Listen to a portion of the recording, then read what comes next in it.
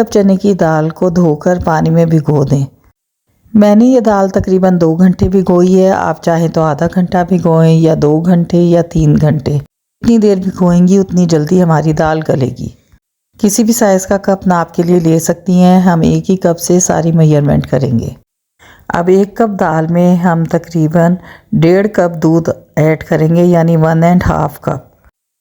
दूसरी मेजरमेंट ये है कि आप इतना दूध ऐड करें कि दाल उसमें डूब जाए, यानी जिस बर्तन में आप दाल लें उसके अंदर दूध डालने के बाद दाल उसमें अच्छी तरह डूब जाए। देख सकते हैं कि दूध का लेवल दाल से ऊपर है। दाल हमारी अच्छी भीगी हुई है, तो हमें बस इतना ही दूध चाहिए। फ्लेम ऑन कर देंगे और मीडियम फ्लेम रखेंगे जब तक कि इसको में हल्का सा बॉयल आने लगे।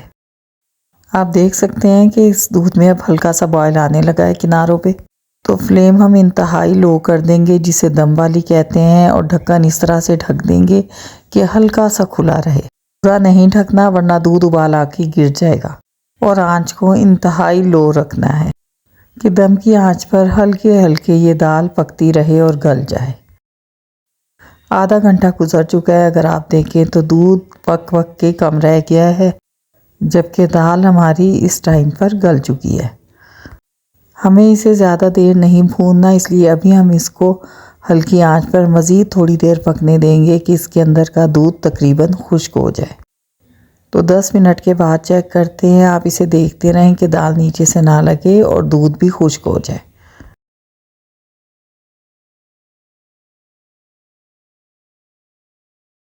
अब मज़ीद 10 मिनट गुजर चुके हैं।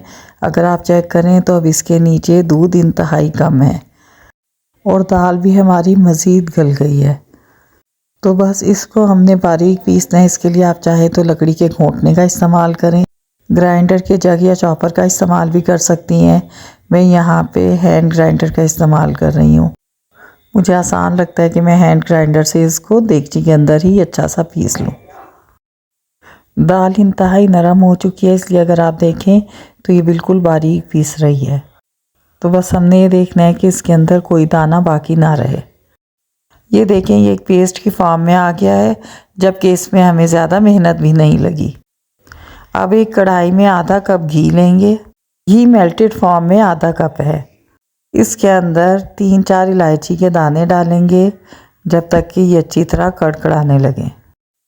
घी अच्छा सा गर्म हो जाए तो इसके अंदर चने की दाल का पेस्ट ऐड करेंगे। आंच को हमने लो मीडियम रखना है। आप देख सकते हैं कि ये रूखी फॉर्म में है, इसमें बिल्कुल भी पानी नहीं है।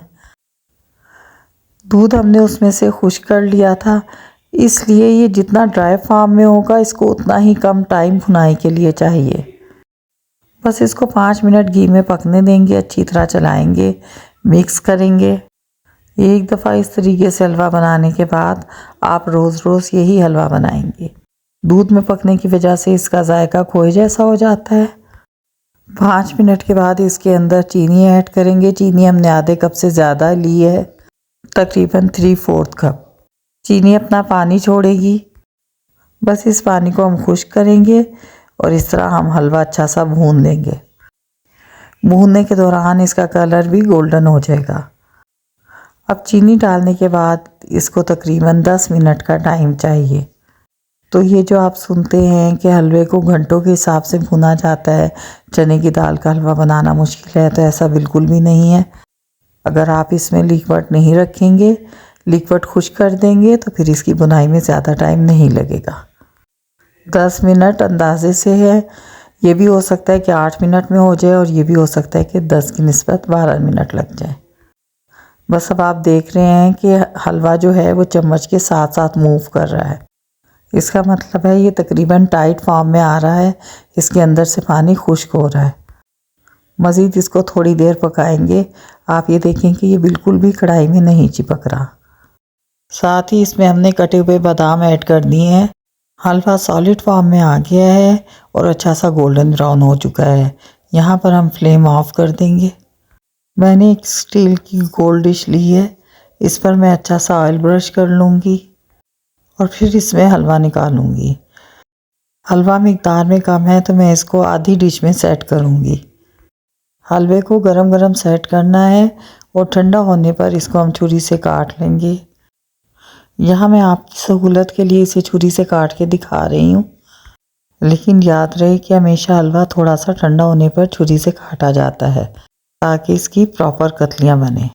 यह हलवा ठंडा होके जम जाएगा, लेकिन इसके बावजूद ये बहुत ज़्यादा सख्त नहीं होगा।